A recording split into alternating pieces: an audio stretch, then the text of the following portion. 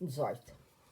Desde o momento desta notícia e até ao fim da campanha, toda a atividade de Kutuzov consistiu apenas em usar os seus poderes, a sua astúcia, os seus pedidos para conter as tropas, não as deixando lançar-se em ofensivas, manobras e embates inúteis contra o inimigo agonizante. Doktorov vai a Maloya Roslavets, mas Kutuzov demora-se com todo o exército e dá ordem de saída para a saída de Kaluga, considerando a retirada para trás de Kaluga muito possível. Kutuzov recua por todo o lado, mas o inimigo, não esperando a retirada dos russos, foge em sentido contrário. Os historiadores de Napoleão descrevem-nos a sua hábil manobra no sentido de Tarútino e Maloya Roslavets e fazem suposições sobre o que teria acontecido se Napoleão tivesse tido tempo de entrar nas ricas províncias meridionais. Porém, já sem falar de que nada impedia que Napoleão entrasse nessas ricas províncias meridionais, já que o exército russo lhe deixava o caminho livre, os historiadores esquecem-se de que nada poderia salvar o exército de Napoleão, porque este transportava já consigo as premissas inevitáveis da sua aniquilação. Este exército, que se deparou em Moscovo com a abundância de provisões e não soube preservá-las, mas as pisou aos pés, que em Smolensk que não recolhia as provisões, mas as pilhava, como poderia recompor-se na província de Kaluga, povoada pelos mesmos russos que em Moscovo, e com o fogo mantendo a mesma capacidade de queimar tudo a que se pega fogo? O exército francês não poderia recompor-se em lado algum. Desde a Batalha de Borodino e a pilhagem de Moscovo, este exército tornou-se portador das condições químicas, digamos assim, da decomposição. Os homens deste ex-exército fugiam com os chefes à cabeça, sem saberem para onde, desejando Napoleão e cada um dos seus soldados apenas uma coisa: desenvencilhar-se pessoalmente o mais depressa possível da situação desesperada de que todos eles tinham consciência, embora vaga. Foi apenas por isso que no Conselho de Guerra de Maloya Roslavets, em que os generais se limitavam a fingir que discutiam opiniões diversas, a última palavra pertenceu ao ingênuo soldado Mouton, que disse o que pensavam todos, ou seja, que era necessário irem-se embora o mais depressa possível. E tal opinião calou todas as bocas, ninguém podendo contestar, nem o próprio Napoleão, esta verdade que todos compreendiam. No entanto, embora todos soubessem que era necessário partirem, ainda tinha força a consciência da vergonha de terem de fugir. E era necessário um impulso ao exterior que vencesse tal vergonha. Este impulso surgiu oportunamente. Foi o que os franceses chamam o urra do imperador. No dia seguinte ao conselho, de manhã cedo, Napoleão, fingindo querer passar as tropas em revista, assim como o campo da batalha anterior e da futura, foi, com a sua comitiva e com escolta, para o meio das linhas do seu exército. Os cossacos, que formigavam por perto com o intuito de sacarem alguma coisa, esbarraram com o próprio imperador e por pouco não o apanharam. E os cossacos apenas não o apanharam porque o salvou a mesma coisa que levou os franceses à perdição: os despojos a que os cossacos se atiravam logo, tanto ali como em Tarútino. Sem fazerem caso de Napoleão, lançaram-se, pois, sobre os despojos e Napoleão teve tempo de fugir. Numa situação em que os filhos do Dom poderiam ter apanhado o próprio imperador no meio do seu exército, tornava-se claro que nada mais havia a fazer do que fugir o mais depressa possível pelo caminho mais próximo e mais familiar. Napoleão, com a sua barriguinha quarentona, sem a agilidade e a ousadia de outrora, percebeu a insinuação. E, ainda sob a influência do susto que lhe pregaram os cossacos, concordou de imediato com Mouton e, como dizem os historiadores, deu a ordem de retirada para a estrada de Smolensk. O facto de Napoleão ter concordado com Mouton e de as tropas terem voltado para trás não prova que Napoleão o tivesse mandado fazer, mas que as forças que influenciavam todo o exército, no sentido de o dirigirem pela estrada de Mojaisk, influenciaram simultaneamente Napoleão. 19. Quando o homem está em movimento, imagina sempre uma meta para o seu movimento. Para um homem se dispor a percorrer 1000 verstares, tem de pensar que no fim dessas 1000 verstares o espera alguma coisa boa. Para termos forças para andar, precisamos de imaginar uma terra prometida. A terra prometida durante a ofensiva dos franceses era Moscovo. Durante a retirada era a pátria. Como a pátria ficava longe demais e o homem que se propôs percorrer 1000 verstares tem, no entanto, de esquecer a meta final e dizer a si mesmo: hoje, feita uma jornada de 40 verstares, cheguei a um lugar de descanso e pousada. É esta primeira etapa, com o seu descanso no final, que concentra em si todas as forças e esperanças do viajante. Ora, as aspirações de um homem em separado aumentam ainda na multidão. Para os franceses que regressavam à pátria pela estrada velha de Smolensk, essa pátria meta final era demasiado longínqua. Por isso, o seu objetivo mais próximo, o objetivo que, crescendo em elevada proporção na massa de caminhantes, atraía todos os desejos e esperanças, era Smolensk. Não porque as pessoas soubessem que em Smolensk havia muitas provisões e tropas frescas, nem porque isso que lhes diziam. Pelo contrário, os comandantes supremos e o próprio Napoleão sabia que havia em Smolensk poucas provisões, mas porque era o único objetivo que lhes poderia dar forças para andar e suportar as provações. Enganando-se a si mesmos, tanto os que sabiam como os que não sabiam disso, aspiravam chegar a Smolensk como a terra prometida. Saídos para a grande estrada, os franceses correram com uma energia impressionante e com uma velocidade inédita para o seu objetivo imaginado. Além desta aspiração, desta causa comum, que ligava num impulso multidões de franceses e lhes comunicava certa energia, havia mais uma razão que os ligava entre si. Esta razão era o seu número quantitativo. A sua massa enorme, como que de acordo com a lei física da gravidade, atraía para si os átomos separados das pessoas. Os homens, na sua massa de 100.000, movimentavam-se como um Estado inteiro. Cada um deles apenas desejava uma coisa: render-se, ser feito prisioneiro, livrar-se de todos os horrores e desgraças. Todos juntos, porém, sofriam, por um lado, a força da atração geral para Smolensk, que os levava a todos na mesma direção. Por outro lado, era impossível um corpo de exército render-se a uma companhia e, apesar de os franceses aproveitarem qualquer ocasião para se verem livres uns dos outros, e ao mínimo pretexto mais ou menos decente se renderem e ficarem prisioneiros, os ditos pretextos nem sempre surgiam. O seu grande número e o seu movimento rápido em massa, compacta, privavam-nos de tal possibilidade e tornava difícil ou mesmo impossível para os russos travar aquele movimento em que se concentrava toda a energia da massa francesa.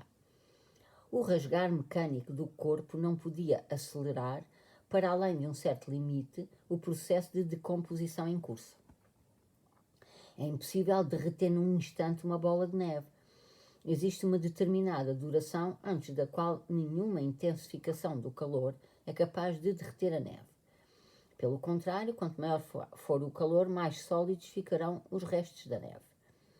Entre os cabos de guerra russos, ninguém, a não ser Kutuzov, compreendia isto. Quando ficou definida a direção da fuga do exército francês pela estrada de Smolensk, começou a cumprir-se o que previra Konovenitsyn na noite de 11 de outubro. Todas as patentes superiores do exército aspiravam a destacar-se e só queriam cortar, interceptar, derrubar os franceses, e todos exigiam a ofensiva. Somente Kutuzov aplicava todas as suas forças, tais forças nunca são muitas em nenhum comandante em chefe, para impedir a ofensiva. Não podia dizer-lhes o que dizemos agora, para que era preciso provocar batalhas, barrar caminhos, perder soldados, abater desumanamente os desgraçados. Para que tudo isso, se mesmo assim entre Moscou e Vyazma, sem luta, se derreteu 1/3 deste exército? Mas ele dizia-lhes o que a sua sabedoria de velho deduzia que eles pudessem perceber.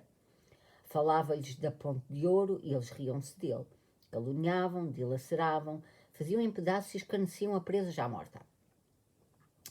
Nas cercanias de Vyazma, Ermolov, Miloradovich, Platov e outros, como estivessem perto dos franceses, não contiveram o desejo de interceptar e derrubar 2 corpos de exército franceses. A Kutuzov, como aviso das suas intenções, mandaram uma folha de papel em branco dentro de um subscrito. Assim, por mais que Kutuzov se esforçasse na tentativa de conter as tropas, estas atacavam no sentido de barrar o caminho aos franceses. Os regimentos de infantaria, de acordo com testemunhas, avançavam para o ataque ao som de música e tambores, matando milhares de homens e perdendo milhares de homens. Acabaram, porém, por não cortar nem derrubar nada. O exército francês, concentrando-se mais para se proteger do perigo, continuava a andar, derretendo gradualmente pelo seu caminho mortal até Smolensk. Terceira parte. 1.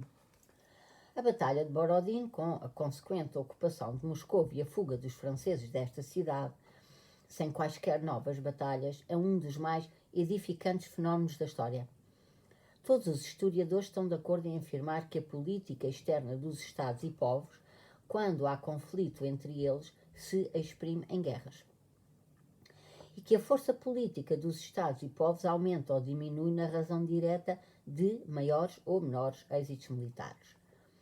Por mais estranhas que sejam as descrições históricas da forma como um rei ou um imperador, tendo-se zangado com outro rei ou imperador, juntou as suas tropas, entrou numa batalha contra um exército inimigo, alcançou a vitória, matou 3, 5, 10 milhares de pessoas e, em consequência, subjugou um Estado e um povo de vários milhões de pessoas, por mais incompreensível que seja o facto de a derrota de um exército, a 100ª parte das forças de um povo, obrigar esse povo a ser subjugado, todos os factos da história, na medida em que a conhecemos, confirmam esta verdade. Maiores ou menores êxitos do exército de um povo no combate contra o exército de outro povo são as causas, ou pelo menos os indícios mais substanciais, do aumento ou da diminuição da força dos povos. Quando um determinado exército alcança a vitória, logo aumentam os direitos do povo vencedor em prejuízo do vencido. Quando um exército sofre a derrota, logo, consoante a envergadura dessa derrota, o povo desse exército fica privado de direitos e, no caso da derrota total, fica subjugado de forma absoluta. Pois isto é verdade. De acordo com a história, tem sido sempre assim desde os tempos mais remotos até aos nossos dias. Todas as guerras napoleónicas servem de confirmação a esta regra. De acordo com a envergadura da derrota das tropas austríacas, a Áustria perdeu os seus direitos e cresceram os direitos e as forças da França. A vitória dos franceses em Iena e em Austerlitz põe fim à independência da Prússia. Auerstedt. Mas de repente, em 1812, os franceses vencem a Batalha dos Acessos a Moscovo. Moscou é tomada e, a seguir, sem batalhas novas, não é a Rússia que deixa de existir, mas sim um exército francês de 600 mil homens e depois a França napoleónica. Forçar os factos para que correspondam às regras da história, dizer que o campo da Batalha de Borodin ficou na posse dos russos, dizer que depois de Borodin houve mais batalhas que arrasaram o exército de Napoleão, isso não é possível. Depois da vitória dos franceses em Borodin não houve batalhas, não só em termos gerais, mas nem sequer uma outra mais importante em particular. E, no entanto, o exército francês deixou de existir. O que significa isso? Se se tratasse de um episódio da história da China, poderíamos dizer que era um fenómeno não histórico. Esta é a desculpa dos historiadores quando alguma coisa não corresponde aos seus estereótipos. Se se tratasse de um embate de pouca duração, em que participassem tropas pouco numerosas, poderíamos tomar este fenómeno por uma exceção. Mas o acontecimento deu-se aos olhos dos nossos pais, para quem se decidia a questão da vida ou da morte da pátria. E esta guerra foi a maior de todas as guerras conhecidas. O período da campanha de 1812, desde a Batalha de Borodino até à expulsão dos franceses, provou que uma batalha ganha não só não é causa da conquista, mas nem sequer indício constante da conquista. que a força decisória do destino dos povos não está nos conquistadores, nem sequer nos exércitos, mas em qualquer outra coisa. Os historiadores franceses, descrevendo a situação do exército francês antes de ter saído de Moscovo, afirmam que estava tudo em ordem no grande exército, menos a cavalaria, a artilharia e os transportes, notando-se também falta de forragem para os cavalos e o gado. Esta desgraça era irremediável, porque os camponeses dos arredores queimavam o feno para não o darem aos franceses. A batalha ganha não trouxe os resultados habituais, porque os mujiques, Carpe e Vlasse, e tantos outros da massa enorme de camponeses que depois da saída dos franceses da cidade entrariam em Moscou com carroças para fazerem as suas pilhagens, e que de uma maneira geral não manifestavam quaisquer sentimentos heróicos pessoais, não forneciam o feno pelo bom preço que os franceses lhe propunham em Moscou, preferindo queimá-lo. Imaginemos dois homens que iniciam um duelo à espada, segundo todas as regras da arte da esgrima. Já o combate vai longo quando um dos adversários, sentindo-se ferido e percebendo que aquilo não é brincadeira, que se trata da sua vida, larga a espada, pega na primeira moca que está à mão e começa a atacar com ela. Imaginemos agora este duelista que tão sensatamente utilizou o melhor e mais simples meio para conseguir o seu objetivo, mas está ao mesmo tempo impregnado pelas tradições cavaleirescas, a querer ocultar a essência do facto e a insistir em que venceu de acordo com todas as regras da esgrima. É fácil imaginar-se a confusão e as dúvidas que causaria a visão deste contendor do referido duelo. Digamos que o esgrimista que exigia um combate segundo as regras da arte representava os franceses e que o adversário que largou a espada e pegou na moca identificava os russos. Os que tentam explicar tudo pelas regras da esgrima são os historiadores deste acontecimento.